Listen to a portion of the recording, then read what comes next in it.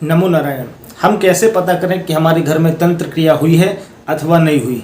हमारे घर में किसी व्यक्ति विशेष के ऊपर कोई तंत्र क्रिया हुई है अथवा नहीं हुई, या किसी व्यक्ति विशेष द्वारा हमारे घर में कोई तंत्र क्रिया कराई गई है अथवा नहीं कराई गई, इस विषय पर जानेंगे, विचार करेंगे, प्रयास ये करेंगे कि जो अनुभव है हमारा, हम उस अनुभव को आप सबसे साझा करें। हमारा जो YouTube परिवार जुड़ा हुआ है, हम उनसे ये बातों को साझा करें। और चैनल पर नए हों तो चैनल को सब्सक्राइब करें और इस वीडियो को अधिक से अधिक शेयर करें। सज्जनों, सबसे पहले तो तंत्र क्रिया बड़ी ही खतरनाक होती है, इस विषय पर ध्यान दें। तो तंत्र, मंत्र, यंत्र, ये तीन विधा हैं, तीन परिस्थिति हैं ईश्वर से जुड़ने की, जिसमें यांत्रिक जो विधा है वो यंत्र के माध्यम से जुड़ सकते हैं, हम उनकी एनर्जी को ले सकते हैं। वो कैसे? कोई यंत्र का निर्माण करके, हम देखे होंगे कभी दुकानों में किसी के यहाँ व्यापार में टंगे रहते, ठीक है ना, एक वो पद्धति। दूसरा हो गई मंत्र पद्धति, जो भगवान में सात्विकता से हमको जोड़े रखती है। तीसरी हो गई तंत्र पद्धति।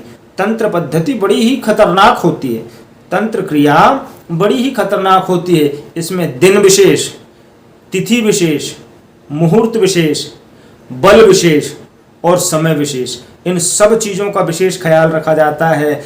आपके बालों द्वारा आपके ऊपर तंत्र क्रिया की जा सकती है, आपके पैरों की मिट्टी द्वारा आपके ऊपर तंत्र क्रिया की जा सकती है, आपके शरीर के वस्त्र द्वारा आपके ऊपर कोई भी तांत्रिक प्रयोग किए जा सकते हैं, और ये बहुत ही खतरनाक होते हैं। और जो लोग करते हैं उनका वर्षों का अनुभव रहता है।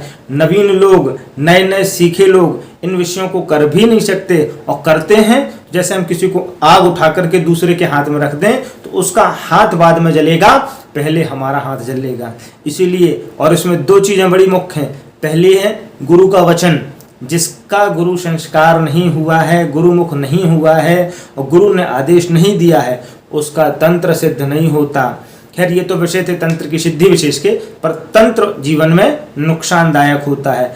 हमारे ऊपर कौन सी तंत्र क्रिया हुई है, हमारे घर में कौन सी तंत्र क्रिया हुई है कि हमारा व्यापार, हमारा घर परिवार सब अलग हो रहा है, सब टूट रहा है। इस विषय की जानकारी यदि लेना हो तो, इस विषय की जानकारी लेना हो तो एक नींबू के दो भाग करके, एक भाग में साबुत गेहूं के दाने गाड़ दें, 7 दाने कम से कम, और दूसरे भाग में साबुत उड़द के 7 दाने गाड़ दें, और उसको जोड़ करके बीच से लोहे की जो कील होती है वो कील लगा करके, हनुमान जी वाला सिंदूर लगा करके, उसको लाल कपड़ा में लपेट करके, जिसके ऊपर ये शंका हो ये क्रिया की गई हो, चाहे व्यक्ति विशेष हो, स्थान विशेष हो, उस स्थान पर 3 बार 7 बार घुमा करके वहाँ रात भर रख दें।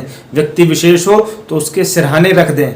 आप प्रातः काल पाएंगे कि पूरा उसमें एक लाल कलर का पूरा लाल रंग आ गया है। यदि नहीं आया तो ये समझ जाएं कि कोई क्रिया विशेष हमारे यहाँ नहीं हुई है। हुई भी होगी तो भगवान राघवेंद्र की कृपा से, हनुमंत लाल की कृपा से वो आकर के चली गई, और हमारा जितना नुकसान होना था हो चुका। अब हम निश्चिंत हो जाएं। मान लो क्रिया हुई है तो उस पर असर आपको समझ में आएगा।